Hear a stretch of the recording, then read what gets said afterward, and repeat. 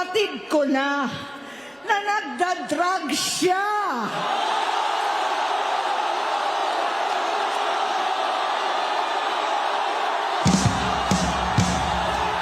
Nalaman ko at ng pamilya, nalaman ng pamilya, seryoso ito.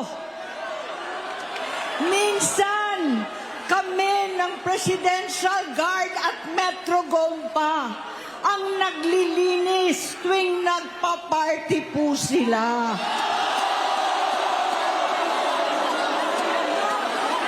Namuhay kaming magkakapatid sa ibang bansa. Kami-kami lang.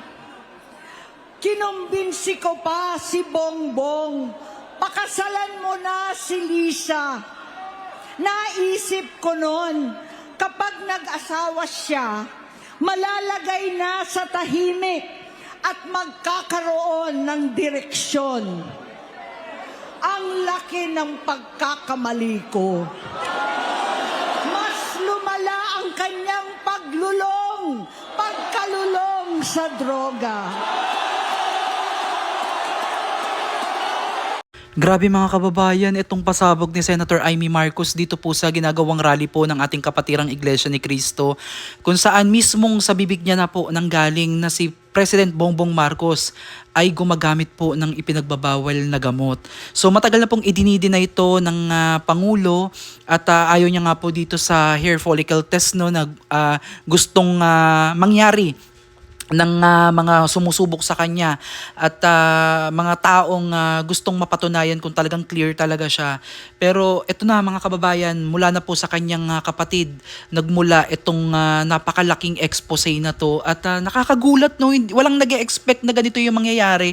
Talagang ngayon ay viral na viral ngayon sa social media yung pag-amin po ni Senator Amy Marcos na talaga namang nanginginig yung kanyang boses no. At mahirap to no, mahirap to bilang isang ate na ikaw mismo yung magsasalita na alam mo namang mas ikakasama nung kapatid mo. Kumbaga kasi sa pamilya natin, 'di ba, kahit sabihin mo na masama yung ginagawa, 'di ba, hangga't kaya mong itago, hangga't kaya mong i-tolerate kasi sa pag-asa na mababago mo yung buhay niya, magbabago siya pagdating ng panahon at marirealize niya na mali yung kanyang mga ginagawa.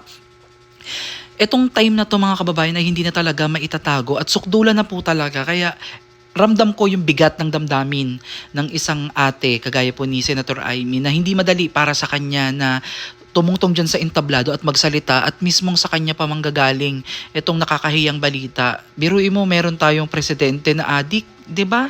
So imagine niyo yan mga kababayan, kung noon nagagawa niya, ngayon nga daw mas worse pa daw kung kailan pinakasalan niya nga daw po itong si Lisa Marcos. Kasi usually mga kababayan, sa pamilya, 'di ba, hindi naman natin maiiwasan na meron talagang mga masasabi nating black sheep na kung tawagin, 'di ba? May mga anak kayo, may mga pamangkin o kapatid na during their teenage time, 'di ba, na napapariwara kasi napapabarkada, nagiging palainom, pala sigarilyo, yan nakakatikim ng mga pinagbabawal na gamot, 'di ba? So hindi natin sukat akalain na ganito magiging kalulong si BBM. Kaya pala ewan ko mga kababayan, nakakahiya, 'di ba? At sa kabilang banda, naaawa ako kay Senator Amy no, dahil yung bigat na nararamdaman niya. Pero sa kabilang banda, saludo ako sa kanya sa tapang niya na yung pagmamahal niya talaga, napatunayan niya ngayon no, yung kanyang pagmamahal talaga at tunay na. Kasi dati duda pa tayo kung bakit nakikipag-tandem siya kay BP Sara, pero ngayon nauunawaan na natin yung totoo niyang intensyon no, na ito talaga yung nangyayari at tiyak na makukuha niya talaga yung puso ng napakaraming tao dahil nga po dito sa kanyang ginawang pag-expose sa ginagawa po ng kanyang kapatid. Kaya mga kababayan, wala pong maidudulot yung masamang droga no, yung pinagbabawal na gamot, lalo na presidente siya. Hindi natin pwedeng ipagkatiwala sa kanya yung ating bansa, ang ating buhay, no? Dahil wala siya sa tamang pag-iisip. 'Di ba? Kapag ka siya ay nakagamit, ay hindi natin alam kung ano yung pwede niyang gawin, ano yung kanyang mga naiisip na pwede tayong mailagay, no, sa hindi maayos na sitwasyon. Kaya mga kababayan, hindi ko na alam yung mga susunod na mangyayari, no, na baka talagang tuluyan na pong magkagulo talaga ngayon yung bansang Pilipinas at sobrang nakakahiya. Paano kaya neto ipaglaban o ipagtatanggol ng palasyo yung nangyari ngayon? So hindi ko alam mga kababayan. So ito po yung nangyari kahapon, no, na karugtong kahapon. Ito po yung nangyari kahapon na speech ni Senator Marcoleta at ngayong araw po nag-speech po si Senator Amy Marcos, no. So panoodin po natin to kahapon. Kung utak, kung sinong pinuno, kung sinong nag-isip ng lahat ng bagay nito. At kung hindi sila magiging accountable kahit kailan, ay hindi magkakaroon ng hustisya sa ating bansa.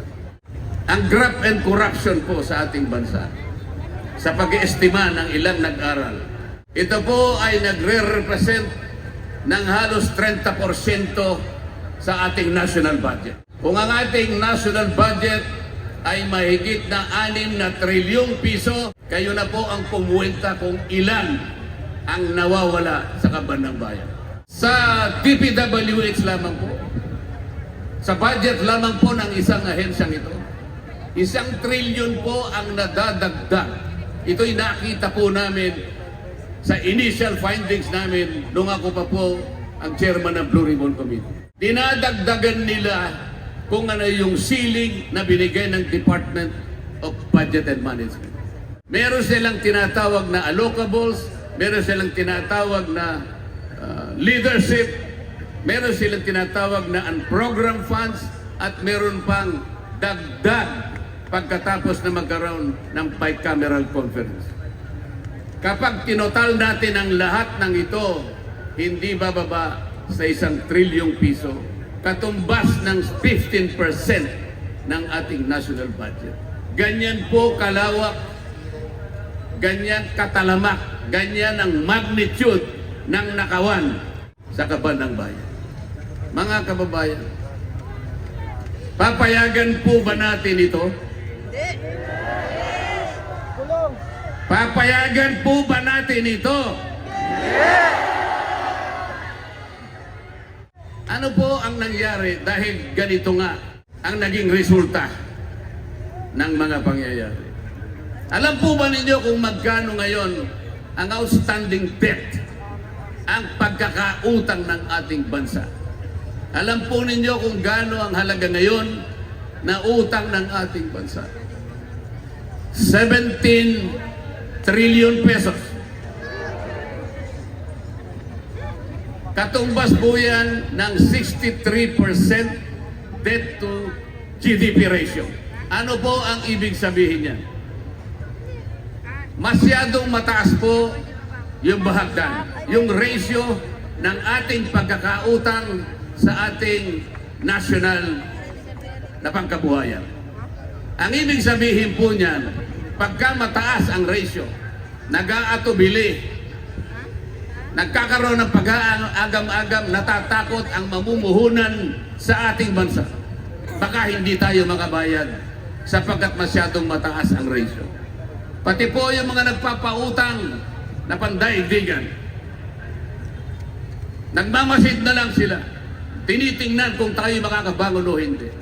Yan ang magiging kalagayan ng ating bansa sapagkat mawawalan na sila at nawalan na sila ng kumpiyansa sa ating kakayahan na bumangong muli. Ang ibig pang sabihin yan, kung 63% ang ratio ng ating pagkakautang sa ating pangkalahatang kabuhayan, 63% ng ating kabuhayan ay nakalaan lamang sa pagbabayad ng ating utang.